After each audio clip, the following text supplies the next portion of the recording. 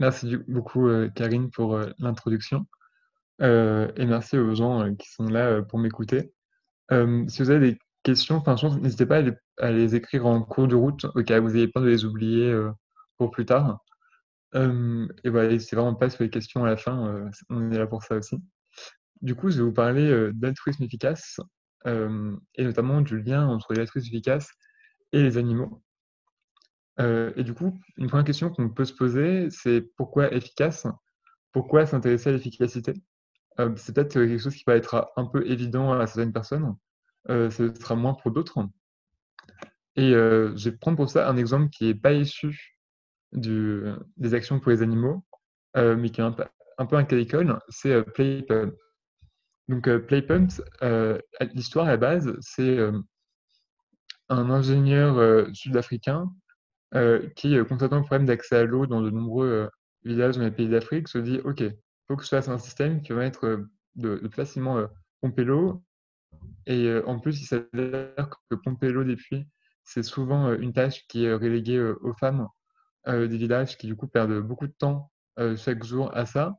Donc, j'ai trouvé un système qui voilà, prenne moins de temps, soit plus efficace et si possible, qui soit le plus diffusé possible. Donc, PlayPump, à la base, c'est un système heu, qui comptait sur un tourniquet, vous savez, le jouet où on tourne, vous voyez une pompe d'eau. Il y a un schéma là sur le côté, je ne sais pas si vous voyez ma souris bouger. Hem Et ça a été un succès fulgurant. Dès 2000, PlayPump reçoit le prix de la Banque mondiale, un prix de la Banque mondiale. En 2006, lors d'une cérémonie de la Clinton Foundation, PlayPump reçoit 16 millions de dollars de fonds de dons, donc c'est colossal. Et donc en 2008, donc même pas 10 ans après que l'invention ait été inventée, un peu au moment, il y a déjà 1000 PlayPump qui sont installés dans différents pays d'Afrique, avec l'objectif de faire monter ce chiffre jusqu'à 4000 d'ici 2010. Donc là, on se dit: «Waouh, c'est génial, surtout qu'il a super bien marché, excellente nouvelle». Sauf qu'en fait, très tôt, non pas très tôt, disons au bout de plusieurs années, on a eu de nombreuses études qui suggéraient que les pompes Playpump, en fait, étaient extrêmement coûteuses et extrêmement complexes à entretenir ou réparer, hem, qu'elles étaient, trop tributaires du travail des enfants et globalement moins efficaces que les pompes manuelles traditionnelles. Parce que du coup, là, ce dont on se rend peut-être pas compte, c'est qu'en fait, bah, pour pomper de l'eau, il faut un effort continu jusqu'à ce que l'eau atteigne le haut du puits, de la réserve et ensuite seulement, voilà, on peut retirer de l'eau. Alors que le but d'un tourniquet, c'est, bah, de, tourner le tourniquet et après se laisser porter et c'est ça qui est fun. Du coup, bah, Playpump, enfin, c'était pas du tout quelque chose, qui intéressait les enfants parce que c'était, pas amusant, du tout puisque, fallait pousser en permanence, c'était un effort physique important et il y a même plein d'enfants qui se sont blessés, en utilisant les Playpump. Et en plus, bah, c'était, une fois que les enfants se sont désintéressés, on avait un système qui était coûteux et sous-optimal par rapport aux pompes traditionnelles qui existaient. Et pourtant, ça a été, voilà, quelque chose qui a été, un succès phénoménal, qui a reçu plusieurs millions, de dollars et d'euros, et qui aujourd'hui est vraiment, perçu par, toutes les ONG, spécialisées dans l'eau et y compris par, l'UNICEF pardon, comme, un échec total, et quelque chose qui est, pas recommandé et d'ailleurs je crois qu'ils ont arrêté de faire les play pump, récemment. Donc bah, 1re leçon, c'est que même si intuitivement il y a des choses qui paraissent efficaces, qui paraissent utiles, qui paraissent pertinentes, bah, il s'avère que seulement plus tard, quand on a, plus de données, quand on a plus de moyens de savoir, ce qu'il en est réellement, on s'aperçoit que ça peut être, soit moyennement efficace, soit parfois même, contre-productif. Ouais, play pump, c'est un exemple, parmi d'autres, mais c'est vraiment pas, un cas isolé. Du coup, d'une manière générale, il y a une autre chose, qui peut s'intéresser, c'est, l'importance des données empiriques. Voilà, encore un autre exemple qui n'est pas issu des animaux, mais que je trouve assez parlant. Donc, la personne que vous voyez, à droite, c'est Esther Duflo, qui a eu le prix Nobel, enfin l'équivalent du prix Nobel d'économie, en 2019, et qui a beaucoup travaillé sur, en gros, les meilleurs moyens, d'aider les personnes à sortir de la pauvreté et aussi comment faire pour, évaluer si une intervention est efficace ou non. Il y a une méthode qu'on appelle, les essais aléatoires contrôlés. Et par exemple, Esther Duflo, parmi les différentes études qu'elle a menées, elle s'est rendue compte que, bah, si on voulait augmenter le taux de scolarisation des enfants dans les pays en développement, le plus efficace, c'était pas du tout, par exemple, d'employer de nouveaux professeurs ou de construire des écoles ou de distribuer des repas gratuits à la cantine, ce qui pourrait nous paraître une solution un peu plus intuitive sur comment mieux aider pour la scolarisation des enfants. Non, elle s'est aperçue qu'en fait, le plus efficace et de loin, c'était d'une part de traiter les parasites intestinaux et d'autre part, d'informer les parents et les enfants des bénéfices qu'ils pourraient recevoir s'ils vont à l'école. Par exemple, bah, on leur explique que s'ils vont à l'école, en moyenne, les gens qui sont allés à l'école dans ces pays-là ont X pourcentage de revenus en plus, euh, ont X pourcentage d'expérience de vie en plus, etc. Euh, et en fait, ce qui est intéressant, c'est donc, d'une part ce qui est intuitif n'est pas forcément plus efficace, et à l'inverse, ce qui est contre-intuitif peut être très efficace, mais en plus, on est sur des ordres de grandeur qui sont vraiment assez grands. Euh, Typiquement, là, ça se mesure en dizaines de fois plus efficace, cette intervention par rapport à d'autres. Voilà, donc là, l'idée, c'est de montrer que l'efficacité, euh, c'est quelque chose qui peut être désirable, parce que sinon, si on n'a pas d'idée de ce qui est efficace avec nos efforts, finalement, on n'est pas plus avancé que les docteurs qui pratiquaient des saignées au Moyen-Âge. On fait des choses un peu au hasard en espérant que ça fonctionne, sachant qu'il y a de fortes chances que ça ne fonctionne pas ou pas très bien, alors qu'il y a ces interventions qui sont beaucoup plus efficaces et qui font que pour un même effort donné, on pourra sauver beaucoup plus de vies, on pourra venir en aide à bien plus d'individus. Donc finalement, on pourrait même défendre l'idée qu'il y a une sorte de devoir moral à l'efficacité si on veut être en mesure d'aider le plus grand nombre et d'avoir une action vertueuse. Du coup, j'en viens à ce qu'est l'altruisme efficace, donc qui est le mouvement que je vais vous présenter aujourd'hui. Donc l'altruisme efficace, c'est un mouvement à la fois philosophique et à la fois social. Euh, donc dans la démarche, dans le mouvement philosophique, c'est une démarche, un ensemble d'idées qui consiste à réfléchir de manière rationnelle aux meilleurs moyens d'aider les autres et de les mettre en œuvre de manière concrète. Et donc le mouvement social, c'est le mouvement qui s'intéresse à mettre en place, utiliser cette philosophie, ces outils pour établir les actions les plus efficaces et ensuite les promouvoir ou les mettre en œuvre. Du coup, qu'est-ce qu'on cherche réellement à faire lorsqu'on dit qu'on parle de réfléchir de manière rationnelle aux meilleurs moyens d'aider les autres?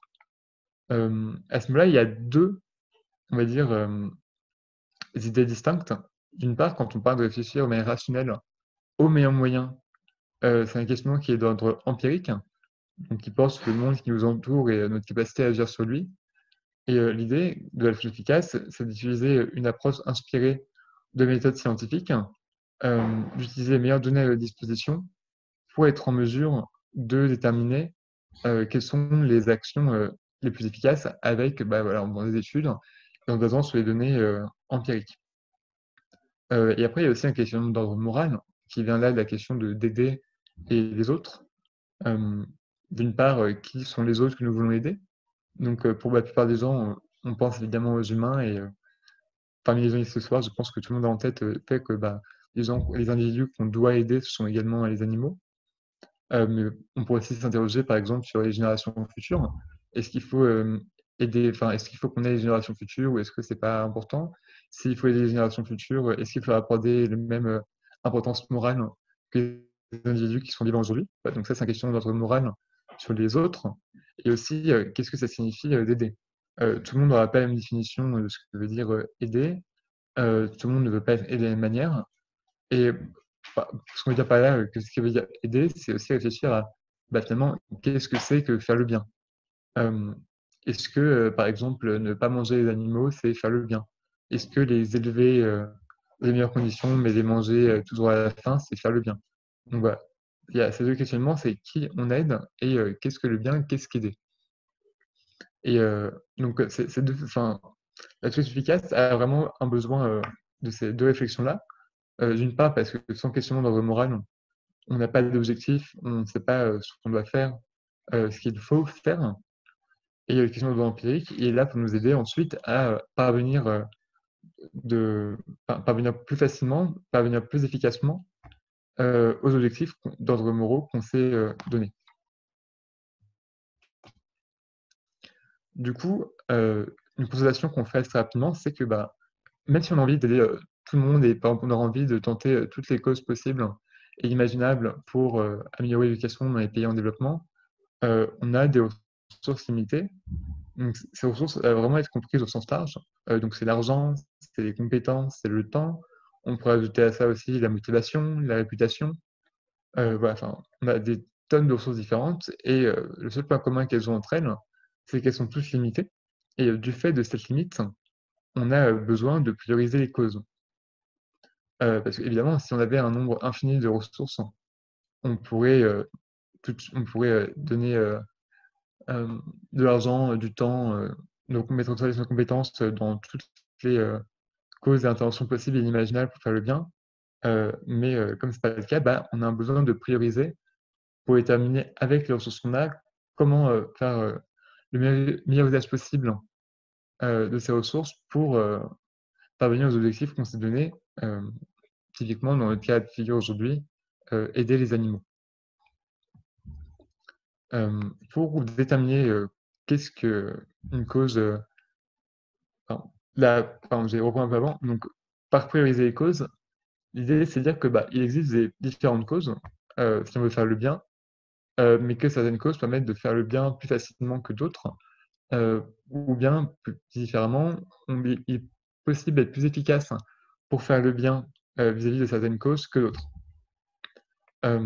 Et donc il y a un besoin d'évaluer les différentes causes pour les prioriser et donc dans l'altruisme efficace, il y a, un cadre, d'analyse, un framework qui est régulièrement utilisé pour analyser, quelles sont les causes, jugées les plus prometteuses, jugées les plus efficaces, qui est le suivant. Un cadre qui prend en compte l'ampleur, le potentiel d'amélioration et le caractère négligé. Du coup, qu'est-ce qu'on veut dire par exemple par, ampleur? Donc ampleur, c'est combien d'individus sont affectés par le problème et avec quelle gravité. Par exemple, si on prend, un rhume, c'est quelque chose qui affecte beaucoup de gens, mais généralement, sans gravité. Même s'il peut y avoir des exceptions, la plupart des gens qui auront un rhume seront juste, un peu inconfortables pendant une semaine et après ça ira mieux. À l'inverse, il y a des maladies, qui, qui peuvent causer la mort ou, une incapacité, de long terme chez certaines personnes. Donc voilà, d'une part, par l'ampleur, on entend la gravité, donc il faut penser à rhume ou, maladie mortelle. Et ensuite, il y a aussi la question de combien d'individus sont affectés.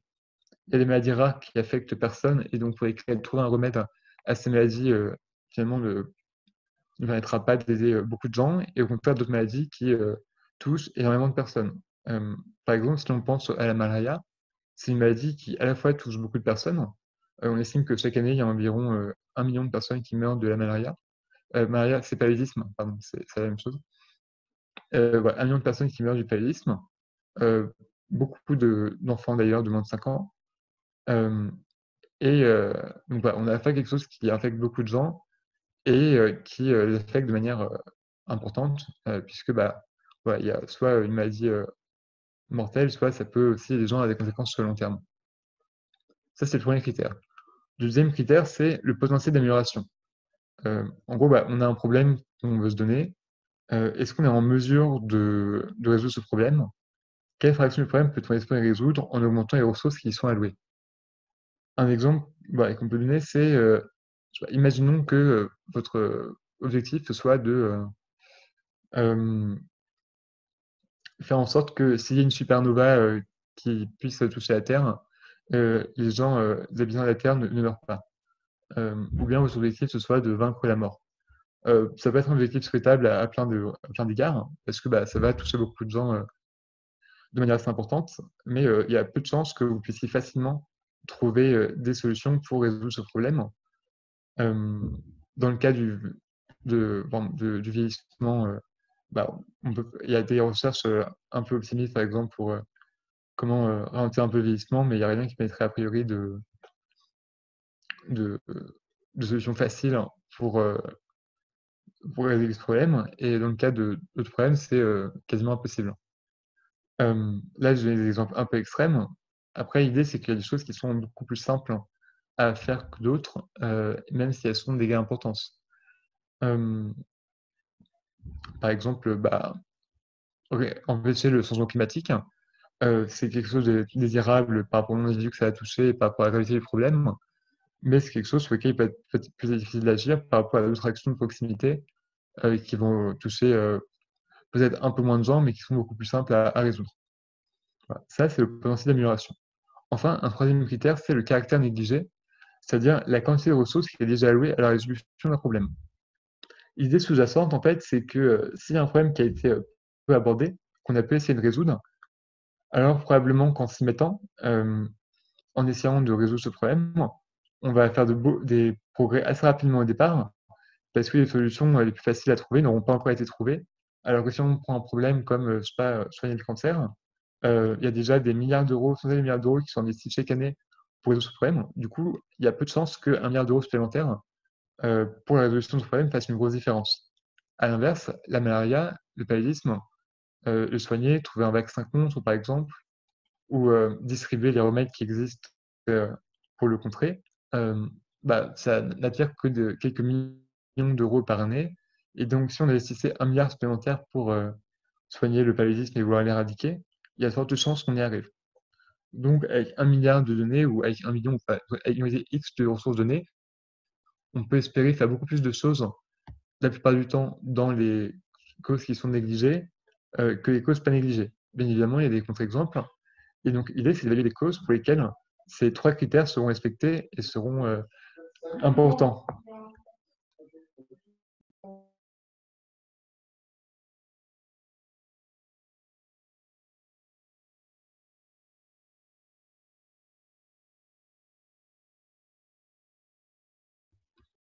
Pardon. Du coup, ouais, je disais, quelles causes prioriser selon l'altruisme efficace? Euh, ah, donc, généralement, il y a, on va dire, 3 grands types de causes qui sont jugées prioritaires pour l'altruisme efficace. D'une part, il va y avoir tout ce qui va être santé et lutte contre l'extrême pauvreté dans les pays pauvres. L'idée, c'est qu'aujourd'hui, il y a beaucoup de gens qui meurent avec de maladies que l'on sait soigner, généralement pour assez peu dans les pays en développement. Et donc, c'est une cause qui est jugée prioritaire parce qu'elle répond aux 3 critères qu'on évoquait précédemment. Ampleur, ça touche beaucoup de monde et de manière importante.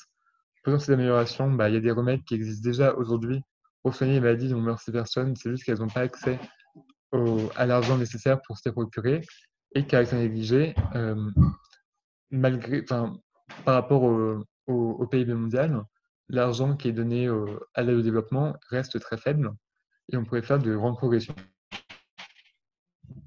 Une autre cause généralement privilégiée dans l'action efficace, c'est celle qui nous intéresse aujourd'hui, c'est la question du bien-être animal. Euh, et je reviendrai plus tard pourquoi elle est priorisée.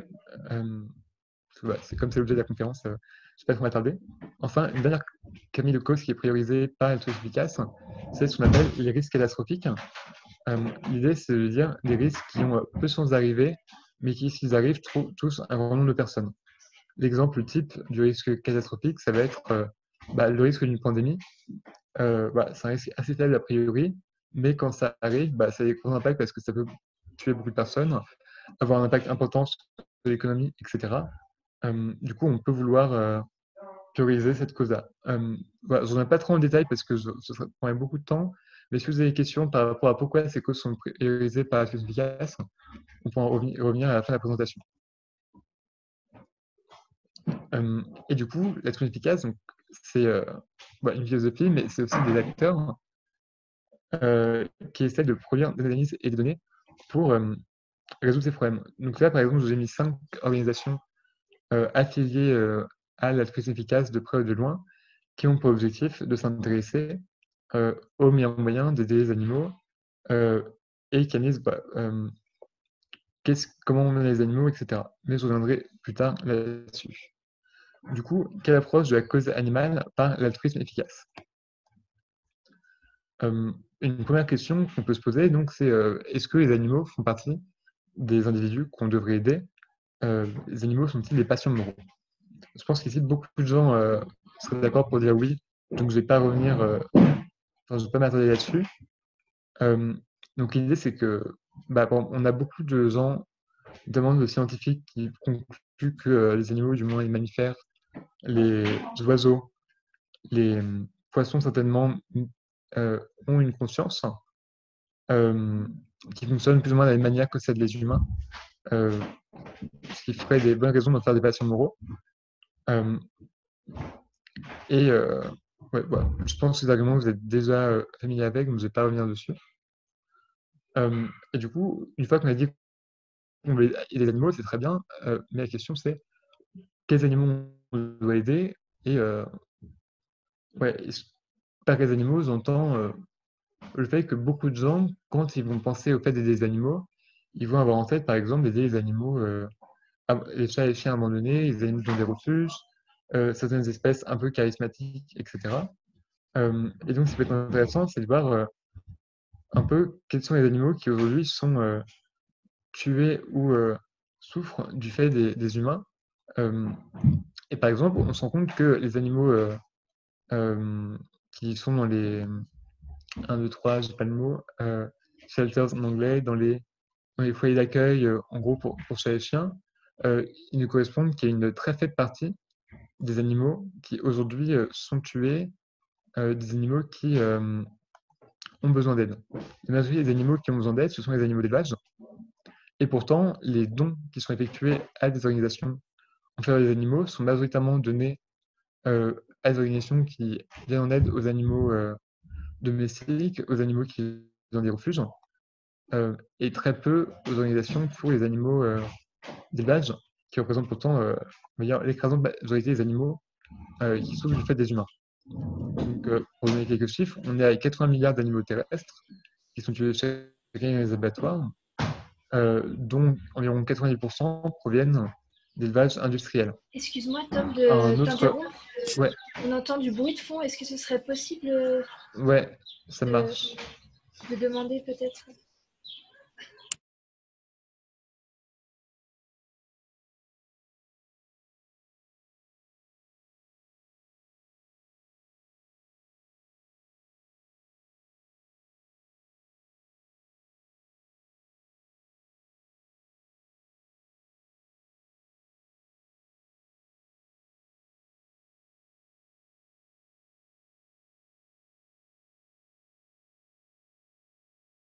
Hop, désolé, ouais, j'espère que ça va aller mieux.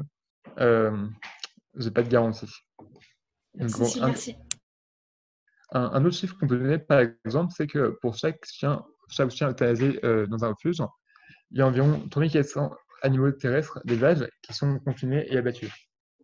Donc l'idée, c'est de dire que beaucoup de personnes, sans doute pas les personnes ici, ont une représentation peut-être un peu biaisée des animaux qu'on devrait aider et vont privilégier leur attention sur les refuges plutôt que les animaux d'élevage. C'est vraiment pour le cas des souffrances qui viennent dues à l'activité humaine. Et pardon, on n'a pas ta caméra. Ah ouais, j'avais versé parce que je pensais que c'est moi. Il y avait déjà les slides, mais ok. Merci. Voilà, donc un contre-argument qu'on pourrait donner, c'est potentiellement de dire que si on n'aide pas les animaux d'élevage, c'est parce que ceux-ci sont heureux. Euh, le truc, c'est qu'on a de fortes raisons de penser que les animaux d'élevage ne sont pas heureux du fait des conditions d'élevage intensif qu'on connaît, des pratiques causes de souffrance que peuvent être par exemple la castration à vie des porcelets, l'enfermement des animaux dans une très petite surface, toutes les pratiques que vous avez en tête en tant que militant animaliste, j'imagine, et que je ne vais pas détailler ici. Mais donc, on a raison de penser que les animaux d'élevage ne sont pas très heureux. Du coup, une fois qu'on a ça en tête, on peut essayer de réfléchir à est-ce que du coup, prioriser la réduction de la souffrance dans les élevages, c'est une cause potentiellement prioritaire au regard de l'altruisme efficace. Et l'altruisme efficace répond oui. Donc si je reprends un peu les critères de tout à l'heure, l'ampleur, du coup, c'est des dizaines de milliards d'individus qui souffrent et sont abattus chaque année dans des fermes industrielles. Et je ne donne même pas les chiffres de la pêche qui, du coup, après, sont tellement énormes qu'on tomberait sur des centaines de milliards d'animaux abattus chaque année. Le caractère négligé, de manière intéressante, on s'aperçoit que moins de 3% de tous les fonds philanthropiques, de tous les dons qui sont faits à des organisations, sont consacrés à l'aide aux animaux. et 203%, une infime portion seulement de ces fonds est consacrée aux animaux d'élevage. Donc, je reprends l'infographie tout à l'heure, qui donne un peu une idée. Les animaux d'élevage, donc ça représente en bleu clair sur le graphique de droite. Graphique de droite, ça représente vraiment très peu par rapport aux dons qui sont faits. Tac, tac. Et enfin, le dernier critère, c'est le potentiel d'amélioration. Donc, il y a beaucoup d'actions qui sont engagées afin d'améliorer les animaux qui, empiriquement, semblent avoir un excellent rapport coût-efficacité. Donc, on a plein de bonnes raisons de penser, selon des critères assez efficaces, que réduire la souffrance animale, ça fait partie aujourd'hui des meilleurs moyens d'avoir un impact positif sur le monde, de faire le bien, entre guillemets, de manière un peu plus imagée.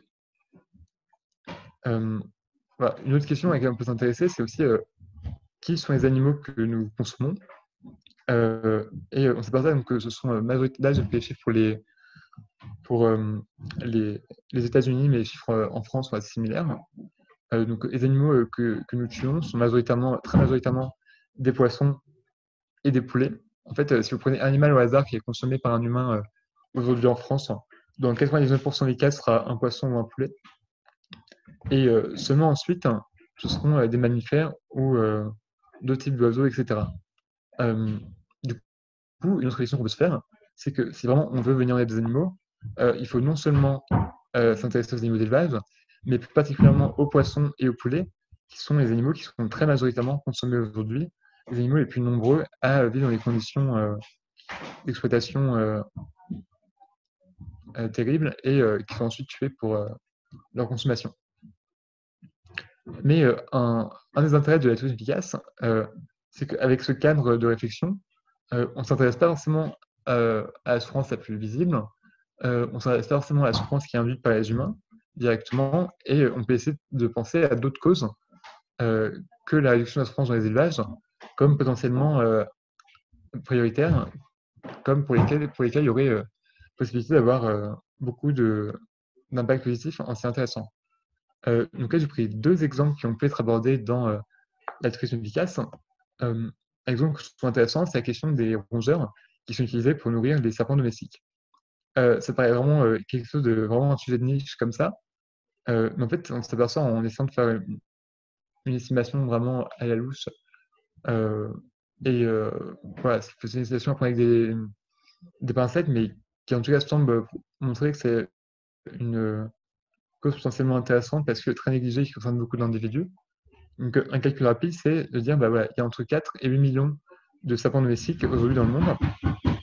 Et il y a environ entre 60 millions et 2 milliards de rongeurs qui sont utilisés, élevés et ensuite nourris, enfin, les serpents chaque année. Donc, la fourchette est vraiment très très large parce que c'est vraiment des analyses qui sont pour l'instant très sommaires, qui se basent sur les données faibles et peu fiables, d'où la fourchette. Mais même 60 millions, ce serait assez colossal.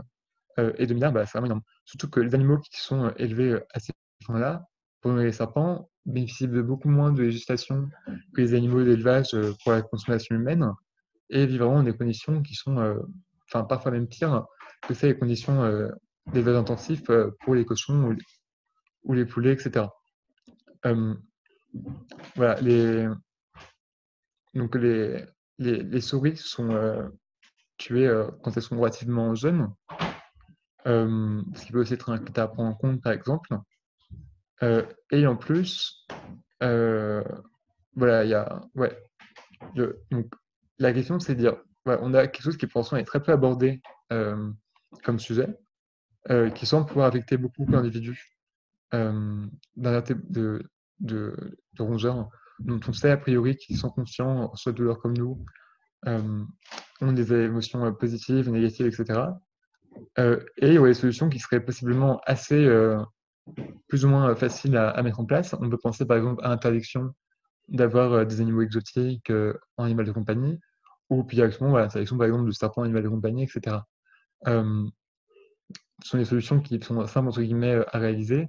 Après, il faut voir à quel point ce serait possible d'arriver à faire passer des lois ainsi. En tout cas, en s'intéressant aux critères de la solution efficace pour juger les causes potentiellement prioritaires, Cette cause-là pourrait sembler intéressante parce qu'elle en plus est extrêmement négligée par rapport à d'autres types de causes.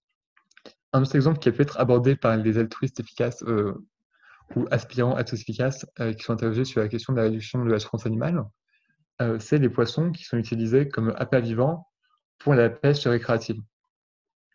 Encore une fois, là, les estimations sont, la fourchette est vraiment extrêmement large pour essayer d'estimer le nombre d'individus concernés.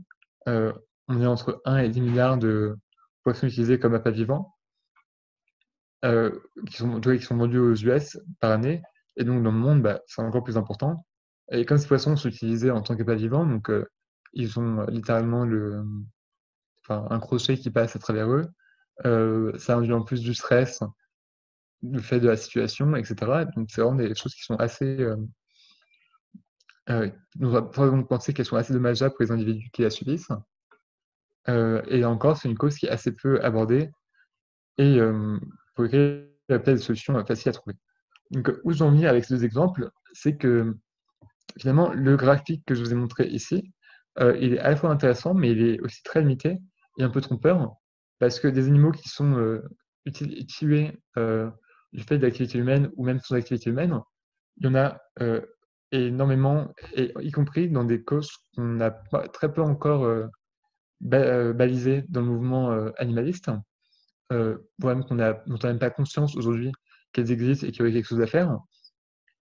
Et donc, réfléchir avec des cas d'analyse différents, ça peut nous amener à considérer et à s'adresser à des causes aujourd'hui très négligées pour lesquelles on pourrait potentiellement avoir un grand impact. Et si on va encore plus loin, il y a une autre question que celle uniquement des souffrances induites par l'homme, l'humain, qui sont les souffrances des animaux sauvages, qui correspondent au fait que les animaux qui vivent dans la nature vont expérimenter des vies qui seront sujettes à de nombreuses types de souffrances que je détaillerai après. Mais aujourd'hui, il y a une forme de refus de considérer ça dans les souffrances animales, souvent parce qu'on va s'imaginer la nature de manière assez esthétique, assez idéaliste, comme étant bonne, comme étant une sorte d'équilibre un peu perturbé. Et on peut penser qu'il y a un impensé aujourd'hui dans la réflexion par rapport à la souffrance animale qui correspond à la souffrance des animaux sauvages. La personne que vous voyez en fond, c'est Nick Bostrom. C'est un philosophe de l'altruisme efficace qui a pu s'interroger là-dessus, mais les gens l'altruisme efficace ne sont ni les premiers à s'interroger sur la question de la souffrance animale, ni les seuls, et même au sein de l'altruisme efficace, ça ne fait pas l'unanimité forcément. Et je vous ai mis une citation de lui que je trouvais chouette. Je pense que vous avez peut-être eu le temps de la lire. J'ai juste à lire au cas où. Pardonnez mon accent. Many humans look at nature from an aesthetic perspective and think in terms of biodiversity and the health of ecosystems, but forget that the animals that inhabit this ecosystem are individuals and have their own needs. Disease, starvation, predation, ostracism are endemic in so-called healthy ecosystems. The great taboo in the animal rights movement is that most suffering is due to natural causes.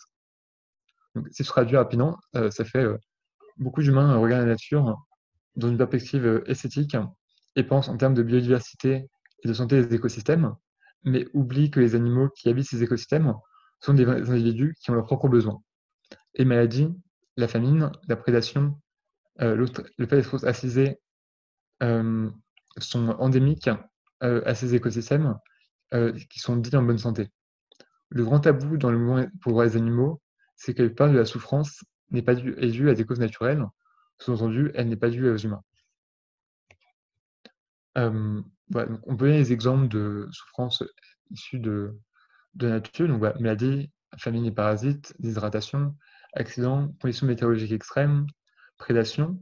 Et quelque chose qu'on doit prendre en compte, c'est que nous, intuitivement, quand on va penser aux animaux qui vivent dans la nature, on va s'imaginer peut-être un zèbre, des gros mammifères globalement, des animaux qui nous ressemblent, des charismatiques, des baleines, etc., qui, à l'échelle de tous les animaux dans le monde entier, représentent une partie infime des individus par rapport à d'autres individus comme les poissons, les insectes, les batraciens. Et le truc, c'est qu'il y a ce qu'on appelle le modèle évolutif R et K. En gros, c'est l'idée que certains animaux, pour pouvoir se faire perdurer leurs gènes, vont avoir beaucoup de petits, dont seulement une faible quantité va survivre, alors que d'autres animaux vont avoir moins de petits, dont la plupart survivront du fait d'un investissement parental fort. Et aujourd'hui, la plupart des animaux, voilà, ça c'est un modèle qui est utilisé en écologie, mais qui est un peu dépassé, mais qui est intéressant pour réfléchir et de se dire, voilà, on a des animaux qui vont avoir beaucoup, beaucoup, beaucoup de petits. Ça peut aller de plusieurs milliers à plusieurs millions pour certaines espèces. Et en moyenne, il n'y aura que deux de ces individus, de tous ces petits qui survivront pour faire perdurer les gènes et en gros pour que la population de ces individus reste stable. Donc, ce qu'il y a, c'est que pour ces animaux qui ont un système donc qui ont une stratégie, qu'on appelle la stratégie R, pour se reproduire et passer leurs gènes, bah, il y a une quantité phénoménale, colossale, dont on ne parvient même pas à comprendre l'ampleur, d'animaux qui en fait meurent extrêmement jeunes, très tôt, des raisons qu'on a pu évoquer jusqu'à présent, parce que le système de reproduction de ces animaux, le système de perduration des gènes, est lié à une stratégie consistant à avoir beaucoup de petits et donc une quantité infime va survivre. Et chaque part des mammifères ou des animaux qu'on s'imagine quand on pense aux animaux qui vivent dans la nature, il y a un système, une stratégie K, donc peu de petits avec un grand investissement parental. Mais encore une fois, c'est vraiment une minorité et presque une exception dans le monde animal, puisque la plupart des animaux, si on réfléchit en termes d'individus qui vivent aujourd'hui, ont une stratégie de reproduction R, donc ont beaucoup de petits, donc très peu survivants. Et quand on réfléchit à ça, on prend conscience en fait de la, la souffrance énorme qui existe dans la nature, avec l'idée en fait que si on prend un animal au hasard aujourd'hui dans la nature, sa vie se résumera très probablement à naître et mourir très rapidement après sa naissance, sans doute dans des conditions peu enviables. Voilà. Donc, toutes ces raisons nous laissent penser qu'il y a des bonnes raisons de s'intéresser à la souffrance des animaux sauvages, qu'il y avait quelque chose à faire là-dessus, et qu'on devrait aider les animaux dans la nature. Après, c'est pas aussi simple. C'est une idée évidemment extrêmement controversée. Si on prend par exemple ce que pense Peter Singer euh, de la question de la souffrance des animaux sauvages, il a peut-être changé depuis, mais en gros, Peter Singer disait euh, une chose assez simple, qui est de dire que si en théorie, l'idée des animaux dans la nature paraît vraiment attrayante, intéressante, pertinente, en pratique, les humains ont un historique d'intervention sur la nature assez catastrophique, avec par exemple l'introduction d'espèces invasives qui ont détruit des écosystèmes ou nuit à beaucoup d'individus qui vivaient dans ces écosystèmes, et que nos interactions avec la nature, notre volonté d'interférer avec la vie sauvage, ont plutôt des conséquences négatives que positives jusqu'à présent. Et donc, du fait de ce passif et de cet historique, on ferait mieux de ne pas trop agir dans la nature. Et finalement, je pense qu'on peut être d'accord pour dire que même si en théorie c'est vraiment un champ à explorer et une réflexion à avoir là-dessus sur comment aider les animaux sauvages, comment réduire les souffrances des animaux dans la nature, il y a tout un ensemble de questions dont j'ai listé une partie ici qu'on doit se poser, auxquelles on doit essayer d'apporter une réponse avant de se mettre à essayer de mettre en place ces interventions. Voilà. Là, j'ai fait une liste non exhaustive des questions qu'on peut se poser, qui sont par exemple, quels sont les animaux sentients? Déjà, si par exemple les insectes sont sentients, ou s'ils ne le sont pas, ça a beaucoup changé notre réflexion à ce sujet. Quelle sorte d'état affectif les animaux éprouvent au cours de leur vie quotidienne à l'état sauvage? Combien de fois ressentent-ils la faim, le froid, la peur, le bonheur, la satisfaction, l'ennui, une agonie intense, à quel degré? L'idée, c'est de dire, est-ce qu'en moyenne, ces animaux ont une vie qui contient plus de plaisir que de souffrance? Une vie qui vaut la peine d'être vécue, si on exprimait ça autrement? Est-ce qu'on a des moyens qui existent aujourd'hui pour diminuer cette souffrance, etc. Donc, les partisans de la réduction des souffrances des animaux dans la nature, aujourd'hui, à ma connaissance, ne préconisent quasiment aucune intervention dans la nature. La seule intervention qu'ils préconisent, et ce qu'il y a besoin de constater, c'est que c'est aussi une intervention qui est préconisée par les gens qui ont une approche conservationniste de la nature et qui est intéressée aux écosystèmes, etc. Ça va être en fait de limiter l'accès extérieur des chats, euh, parce que les chats sont aujourd'hui à la fois une des plus grandes menaces à la biodiversité, notamment des petits oiseaux, même certains petits mammifères, dans de nombreux pays, et en plus tuent beaucoup d'individus. Donc à la fois sur le plan de réfléchir en termes d'individus et réfléchir en termes d'écosystème. Il y a aujourd'hui un consensus pour dire que ce serait mieux de limiter d'une part les sorties des chats et ensuite de favoriser leur stérilisation.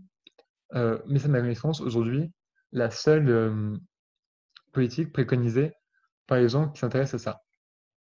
Et donc, dans la solution efficace, il y a une volonté finalement de ne pas se limiter dans les actions qu'on va considérer comme potentiellement pertinentes ou dignes de recherche. Et il y a un certain nombre de personnes qui s'interrogent sur cette question-là de la réduction de la souffrance des animaux sauvages et d'essayer de réfléchir à des solutions potentiellement sur le long terme pour trouver des solutions à ce problème-là. Et aussi qui essaient de savoir si c'est effectivement un problème ou non. Parce que peut-être en effet qu'il y a certains animaux qui souffrent dans la nature, mais que la majorité finalement ont une vie tout à fait agréable et même si on devrait potentiellement réduire leur souffrance, faudrait vraiment être très sûr de ce qu'on voudrait faire dans la nature pour vraiment se dire qu'on prend le risque d'interférer avec eux. Voilà, donc beaucoup de questions encore à ce niveau-là. Sans doute un champ qui nécessiterait d'être l'objet de plus de recherches, étant donné l'ampleur des souffrances et des individus qui sont concernés.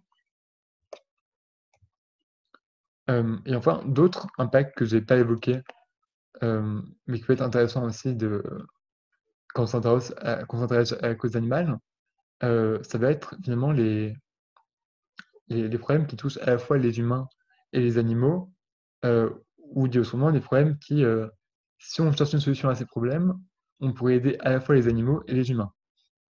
Un exemple concret, c'est la question de l'impact environnemental, et notamment du changement climatique. On sait aujourd'hui que l'élevage représente une part importante des émissions de gaz à effet de serre émises par les humains, que c'est un système qui est globalement inefficient puisqu'il nécessite beaucoup de ressources par rapport à ce qu'il donne. Typiquement, l'élevage nécessite 70% des terres agricoles aujourd'hui et ne fournissent que 34% des protéines et 16% de l'énergie consommée par les humains.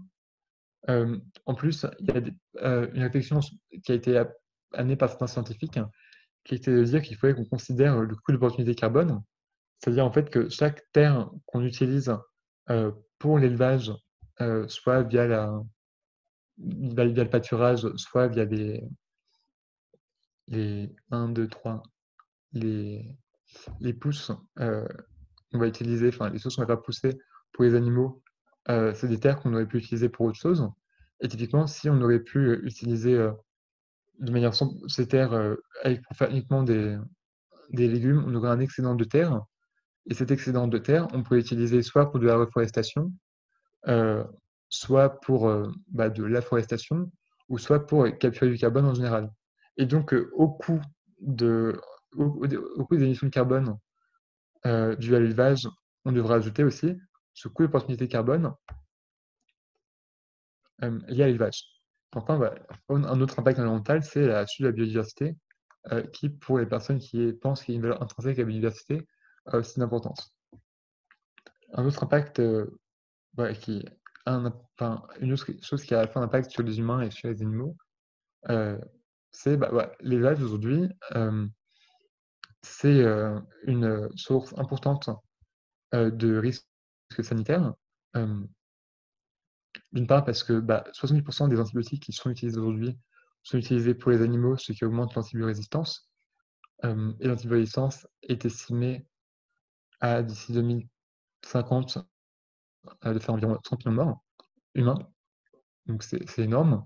Et ensuite, l'élevage est source de zoonoses, qui sont des maladies qui se transmettent des animaux aux humains et correspond à à une augmentation du risque d'épidémie et du risque pandémique. Donc finalement, mettre fin à l'élevage, pour revenir vraiment sur la question de l'élevage, rendre aussi service aux humains sur ce plan-là. Et dans une perspective altruiste efficace, par exemple, si on considère que le risque pandémique, par exemple, est une cause prioritaire à prévenir, ce qui est le cas, il y a d'autant plus de raisons de s'intéresser, par exemple, à la fin de l'élevage, que du coup, on fait un peu une paire de coups en permettant à la fois de réduire la souffrance animale et à la fois de réduire le risque pandémique. Et donc, c'est un risque catastrophique. Ouais, donc là, l'idée, c'est d'expliquer pourquoi on s'intéressait à l'élevage dans la espèce efficace et enfin, l'élevage à son animal dans la espèce efficace et à quelle cause précisément on s'intéresse dedans. Maintenant, on va essayer de voir vraiment très brièvement les méthodes qui sont utilisées pour essayer de résoudre ces problèmes ou les méthodes qu'on pense qu'ils devraient être utilisées pour résoudre ces problèmes. Hop, je prends juste 2 secondes pour boire, désolé.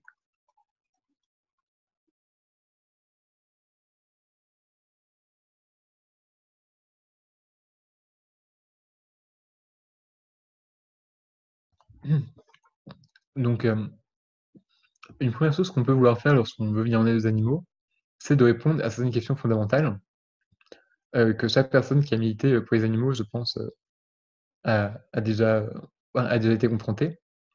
Typiquement, faut-il privilégier les interventions individuelles ou institutionnelles?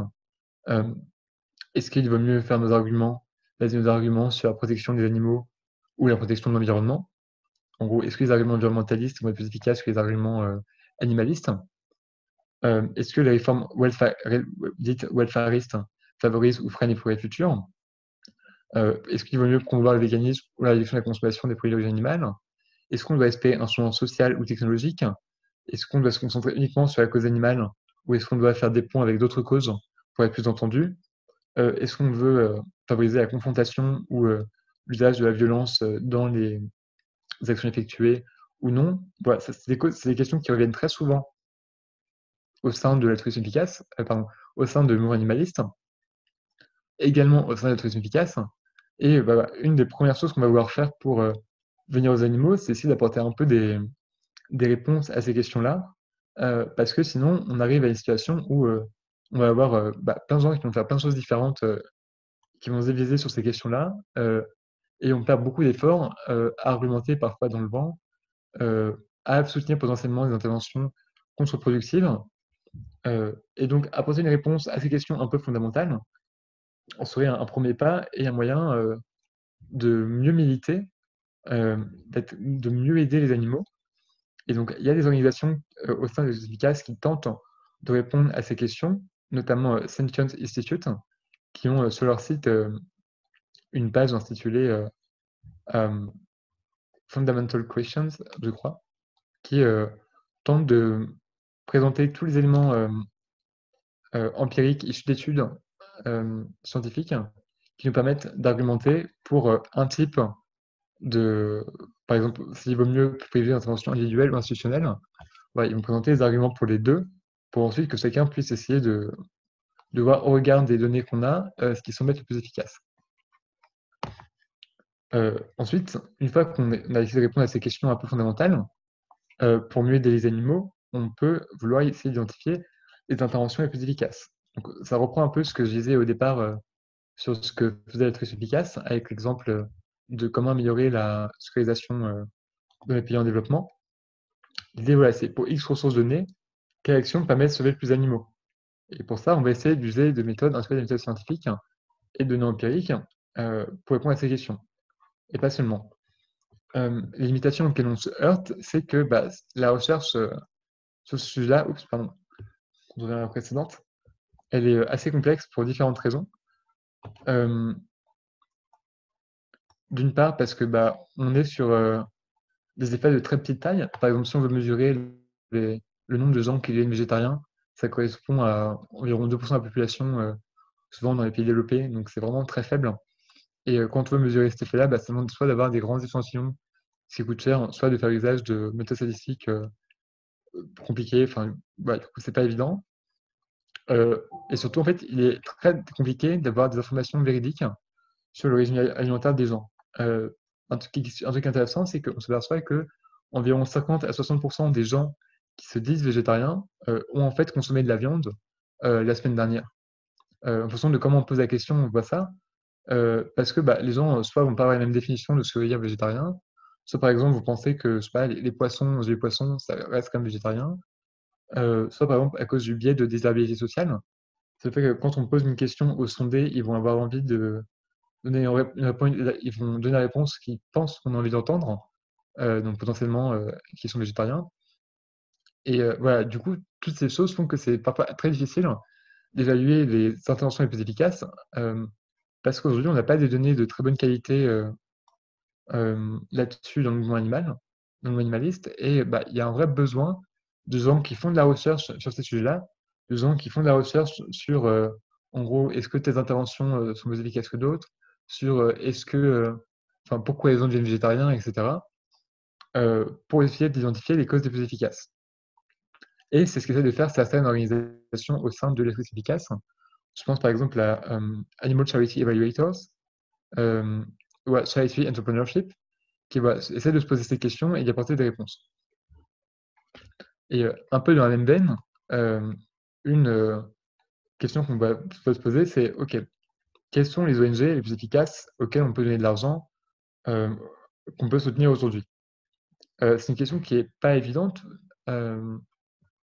pour, pour plusieurs raisons. D'une part, parce que, voilà, comme je disais auparavant, c'est difficile d'avoir des données de qualité pour mesurer ce qui nous intéresse dans le mouvement animaliste. Donc, comment les gens deviennent végétariens, qu'est-ce qui favorise par exemple l'introduction de politiques publiques sur des animaux, etc. C'est des choses assez difficiles à mesurer. Malgré tout, avec les éléments qu'on a, en se basant sur les données qu'on a aujourd'hui, il y a des ONG qui semblent véhiculer des actions et qui sont plus efficaces que d'autres. Ces ONG, je les ai mises ici, d'après Animal Charity Evaluators, qui n'ont pas,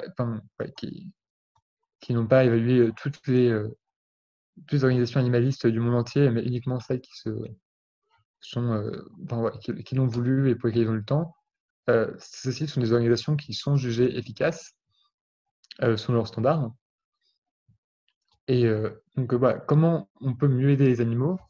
Tout simplement en faisant en sorte que quand on milite, quand on donne de l'argent, on donne à des organisations qui sont jugées plus efficaces, qui a priori permettent d'aider plus d'animaux que d'autres organisations animalistes. Et enfin, comment mieux aider les animaux? En agissant grâce à sa carrière ou à son militantisme. Donc, la première étape, c'est toujours de se former et de s'informer, donc de lire des articles, des livres, des ressources pour mieux saisir le problème.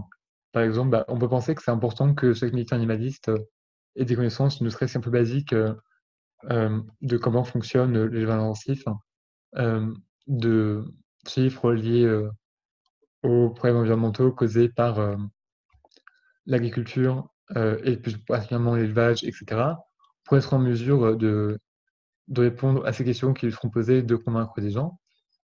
Mais on peut aussi se dire que, au-delà du militantisme, on peut choisir une carrière en faveur des animaux. Un exemple là-dessus, comme je l'évoquais tout à l'heure, c'est on manque beaucoup de données pour savoir quelles sont les interventions efficaces aujourd'hui pour aider les animaux.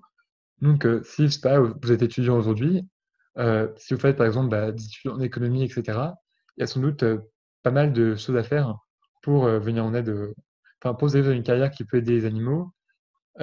Si par exemple vous faites partie des personnes qui ont un pouvoir de conseil, de décision sur les standards qui vont être appliqués pour les animaux d'élevage, leurs conditions d'élevage, pareil, ça peut être un moyen avec sa carrière d'être très efficace. Si aujourd'hui vous êtes quelqu'un qui avait des compétences en molécules des plantes, en biologie des plantes, etc., peut-être que vous pourrez être amené à développer un produit végétal d'alternative à la viande qui sera couronné de succès. Il y a plusieurs carrières, en plus de celle de militant, qui a priori permettent d'avoir beaucoup d'impact sur les animaux. Et comment mieux des animaux en se dirigeant à une carrière avec un fort impact pour les animaux et pas seulement se limiter aux dons. Du coup, on arrive enfin à la dernière partie, peut-être la plus intéressante, je sais pas. En gros, d'après la tourisme efficace, d'après les recherches qui ont été menées, quelles sont les actions qui sembleraient être à privilégier pour venir en aide aux animaux? Donc, j'ai vraiment pas du tout la prétention ici de présenter toutes ces interventions et de dire que les résultats qu'on a sont définitifs et sont à prendre avec certitude. Comme je l'ai dit, il y a toute une recherche actuellement qui se base sur des données imparfaites, des choses compliquées à évaluer, etc. Et donc, les trouvailles qui sont là, les politiques que j'ai présentées là, les préconisations sont amenées à évoluer dans le temps au fur et à mesure qu'on aura de meilleures données, au fur et à mesure qu'on évaluera plus d'actions différentes et qu'on prendra en compte plusieurs causes, de nouvelles causes, etc. D'une manière générale, quelque chose qui semble très efficace, c'est ce qu'on appelle les corporate campaigns ou campagnes institutionnelles. Donc, c'est quand, par exemple, une organisation animaliste va faire pression auprès des entreprises ou auprès même d'un État, d'une organisation publique pour obtenir quelque chose. Typiquement, quand l'organisation, quand la 14 a fait des campagnes pour demander aux grandes surfaces de plus distribuer d'œufs issus de poules en batterie. Je donne un exemple français parce que du coup, comme je suis français, j'habite en France, je connais que les organisations françaises, mais vous avez sans doute en tête dans votre pays des organisations animalistes qui font plutôt ce type d'action. Un autre exemple, ça va être par exemple de demander à la restauration publique de favoriser, de proposer des alternatives végétales à la cantine. Voilà, en gros, des changements un peu institutionnels ou vis-à-vis des entreprises. On a pas mal d'études convergentes qui suivent l'efficacité des campagnes institutionnelles, y compris des formes dont on pense que les meilleurs viennent des animaux. Donc, je donne l'exemple des poulets élevés en batterie, mais c'est le cas de pas mal d'autres politiques de ce type-là qui améliorent le bien-être des animaux qui, sans mettre fin à leur exploitation, permettent d'améliorer un peu leurs conditions de vie. D'autant plus qu'on a des données qui laissent suggérer que les politiques un peu welfaristes d'augmentation du bien-être des animaux n'ont pas du tout tendance à freiner plus tard l'adoption de politiques un peu plus ambitieuses, mais au contraire vont au mieux les accélérer, au mieux être indifférentes. Donc l'idée c'est que au moins pendant les années avant l'abolition de l'exploitation animale, les animaux auront vécu des situations un peu moins pires. Et donc, une fois qu'on a dit ça, qu'on s'est dit que les campagnes institutionnelles et les entreprises permettaient de venir les animaux, il y a aussi des manières de faire en sorte que ces campagnes soient plus couronnées de succès que d'autres.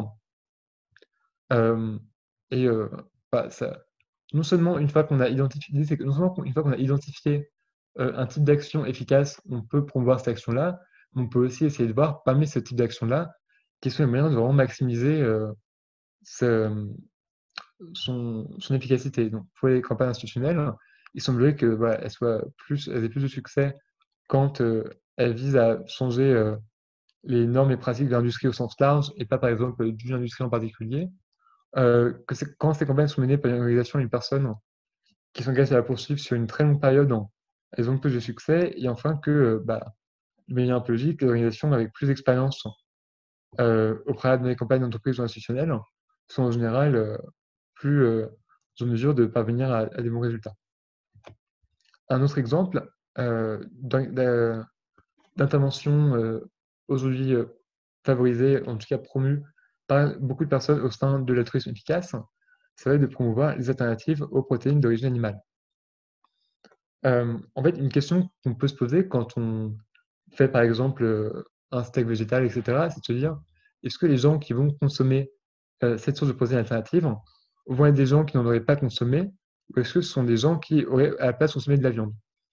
Encore une fois, on a des études qui sont parcellaires à des données manquantes, mais de ce qu'on sait pour l'instant, a priori, les alternatives à la viande ne sont pas consommées du tout que par des végétariens, mais aussi par des omnivores. Typiquement, Beyond Meat estime en 2018 estimait que 70% des fans de Beyond Burgers n'étaient ni végétariens ni véganes. Et c'est quelque chose qu'on retrouve assez souvent. D'une manière générale, l'industrie plant-based croît très vite, beaucoup plus que le nombre de végétariens. Et on a de fortes raisons de penser que les produits, les alternatives végétales sont achetés par des gens qui auraient sinon consommé de la viande. Et donc, que créer de nouvelles alternatives plus convaincantes ou promouvoir celles déjà existantes, ça peut être un excellent moyen, en fait, de faire en sorte que les gens consomment moins de viande et donc finissent par moins nuire aux animaux. in fine, bien qu'ils ne soient pas végétariens ou véganes. Hop. Et enfin, si on reste encore sur la question de l'élevage, quelque chose de prometteur, c'est la viande cultivée. Donc la viande cultivée, qu'est-ce que c'est? C'est l'idée de produire des cellules, on produire de la viande à partir de cellules. Si je schématise très brièvement, en gros, on va prélever des cellules sur un animal via biopsie, de manière indolore. On va faire se multiplier ces cellules en les nourrissant avec des nutriments. Les animaux se nourrissent normalement, typiquement des nutriments qu'on peut retrouver dans leur alimentation. Ces cellules vont se multiplier, vont s'agréger et vont former de la viande. Ensuite, on peut retravailler pour avoir une meilleure texture, etc. Mais donc, on a vraiment des cellules de viande ou des cellules, par exemple, de foie, si on veut faire du foie gras, des cellules de muscles et de gras, et si on veut vraiment produire mieux la texture de la viande. Et donc, en fait, c'est de la viande qui, plutôt que les cellules aient eu le processus de multiplication dans l'animal, ce processus-là a eu lieu hors de l'animal, mais c'est le même processus qui fait que les animaux produisent du muscle, donc produisent de la viande. On a un peu extériorisé l'animal pour ne pas lui nuire. Et donc, la viande cultivée, ça permettrait d'avoir une alternative qui soit, pour ainsi dire, parfaite en termes de goût et de texture, puisqu'on aurait littéralement de la viande, juste de la viande qui aurait été produite sans animal, ou avec un animal initialement au départ, celui qui en a prélevé les cellules, mais ensuite ces cellules, on peut immortaliser leur lignée pour faire en sorte que l'animal soit vraiment absent du processus de production. Et aujourd'hui, c'est encore extrêmement cher de produire de la viande cultivée.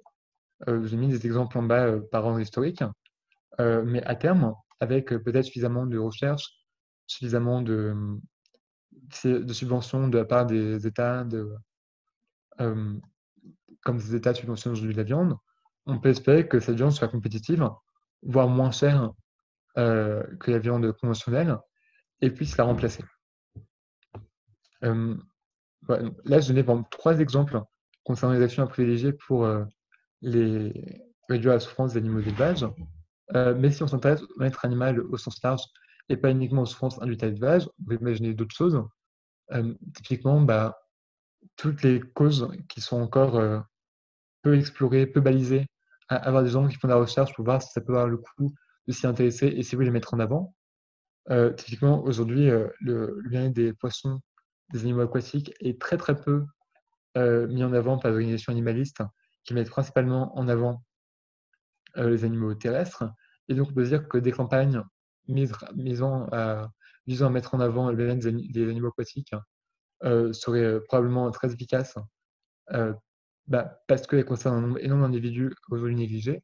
Et il y a quelques organisations au sein des Nations efficaces qui préconisent de s'intéresser particulièrement au bien-être des animaux aquatiques. On peut aussi imaginer que faire des premières recherches par rapport aux questions qu'on évoquait tout à l'heure pour tout ce qui est soins des animaux sauvages, ça pourrait être intéressant pour voir s'il y a des actions à faire potentiellement assez simples et peu risquées pour réduire la souffrance des animaux sauvages. Donc voilà, la souffrance animale, c'est un champ vaste, malheureusement, qu'on se doit d'explorer et pour espérer trouver des solutions toujours plus efficaces et pour améliorer notre manière d'aider les animaux. Et voilà, comme ça fait déjà longtemps que je parle, je pense que je vais m'arrêter là. Et je vais prendre vos questions. Merci à tous.